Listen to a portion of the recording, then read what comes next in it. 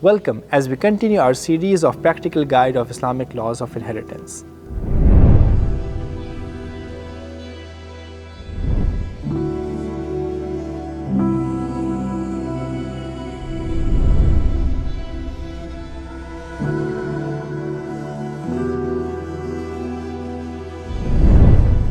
Then comes the son's daughter. So there are three conditions. The first one is if there are two or more in total, there is no son, there is no daughter, and there is no son's son. In that condition, they get 2/3. All the sons' daughters will share the 2/3, no matter if there are only two or there are five, or whatever number. If it's only one, then son, daughter, and sons are not present, then she gets 1/2. And in case there's only one daughter, but no son and no son's son, then son's daughter will get 1/6. So this basically means that someone had a son, and then the son had a daughter or daughters, and then the son passed away before the person died. And now when this deceased person, the person who is dying now, when he dies, there is no son, the son did not have any children, and now inheritance is going to the son's daughter. And then comes the son's daughter, and you can see almost similar rulings, but of course one more generation is added. Then we move on to father. There's only one scenario in which father gets a fixed ratio, which is if the dying person had children, then father gets 1/6. Okay?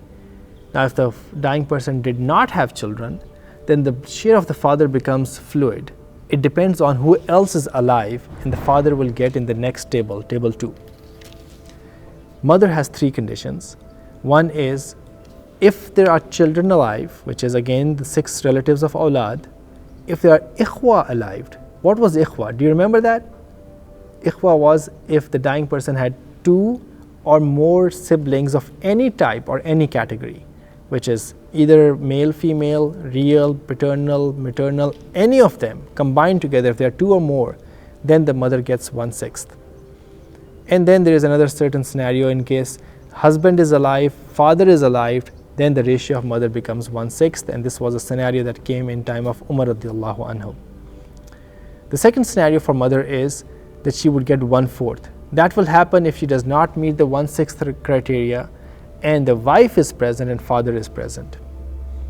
And last is mother gets 1/3 in case she does not meet any of the above two conditions, then the mother will always get a share. She is among those famous 5, you remember? So she will get 1/3 now. Now then we move on to grandparents, which is father's father.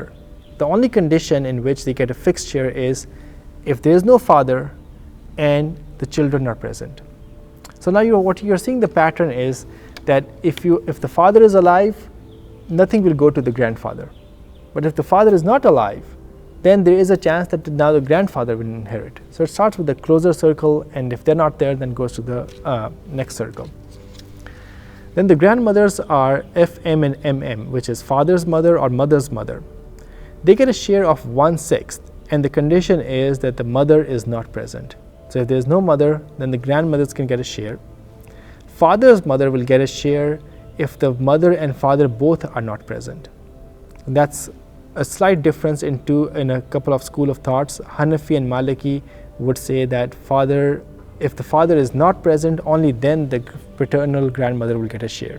If both the mother's mother and father's mother are eligible to get a share, then they both will share the 1/6. That's why you can see in this table we have a common box for father's mother and mother's mother of 1/6 and 4/24, which means if both are eligible, then they will share the 1/6. If one is present and eligible, then she will get the whole of 1/6. Then we move on to the real sisters. Now, do you guys remember what was real sister? What's the definition of real sister? It's the one who has same father and same mother, right? Hakiki. Real sister, if there are 2 or more, there is no children, there is no father, there is no father's father, and there is no real brother, then they will get a fixed ratio of 2/3, 2 out of 3. If it's only one, then she will get 1/2. Then we move on to the paternal sister. Now, who was paternal sister? Allati. Allati was the one who has a common father with you. So you and your paternal sister have a common father but different mothers. The conditions over here is that paternal sisters will get 2/3 if they are 2 or more in number. There's no children, no father, father's father, there's no real brother, no real sister, and no paternal brother. And if there's only one of those, not two or more, then they will get 1/2. And then there's another condition of 1/6 in which there is one real sister, but still you don't have children, father, father's father, real brother, paternal brother, and then she will get 1/6.